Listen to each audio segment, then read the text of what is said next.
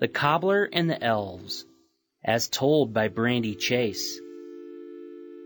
Illustrated by Aaron Vaganos.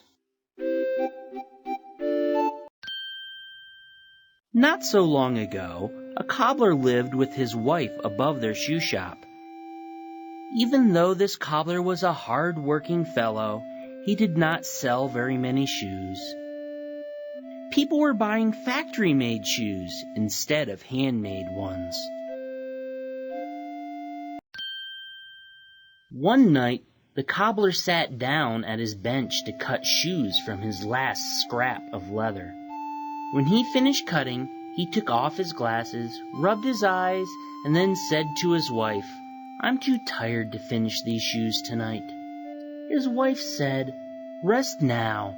Tomorrow you will turn this leather into a fine pair of shoes and sell them too." The cobbler winked a weary eye at his wife and said, "All we can do now is hope for the best." He left the unfinished shoes on his workbench and went to bed.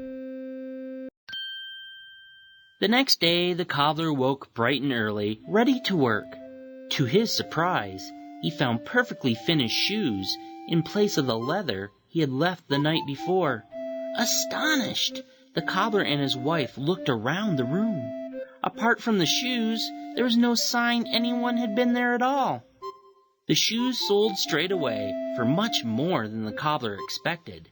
He now had enough money to buy leather to make 2 more pairs of shoes. That night the cobbler cut the leather before bed, planning to finish the shoes the next day. This time he woke to discover 2 pairs of perfectly finished shoes. Again, they sold for more than expected. The cobbler was able to purchase enough leather for 4 more pairs of shoes. And so it went for some time. Every night the cobbler cut the leather. Every morning he woke to discover perfectly finished shoes. Every day the shoes sold for more than expected. Every day he was able to buy more leather. The cobbler and his wife soon sold enough shoes to live without worry.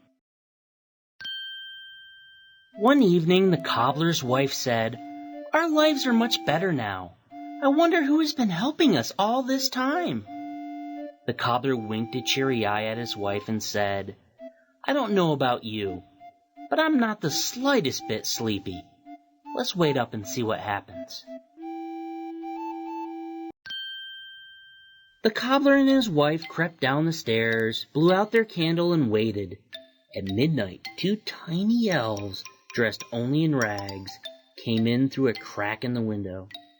The elves went straight to work, stitching and wrapping and tapping, zip-zoom fast.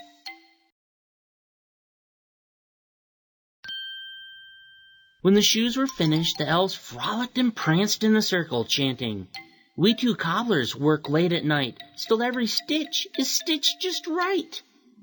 Then they scampered out again. "My goodness," said the cobbler with gratitude, "what can we do to thank them?" The next day, the cobbler's wife made the elves clothes from brightly colored cloth with neat little stitches and pretty buttons. The cobbler made them smart shoes with long pointed toes.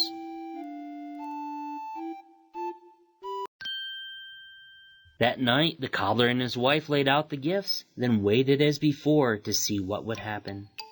The elves arrived at midnight. At first they were astonished to find the clothes and shoes instead of leather, but soon laughed with joy. They put on the gifts, then frolicked and pranced in a circle, chanting, "We were cobblers, yes, it's true, but now our cobbling days are through." Then they scampered out through the window. The cobbler and his wife never saw the elves again, but thanks to their help lived a long, happy life free of worry.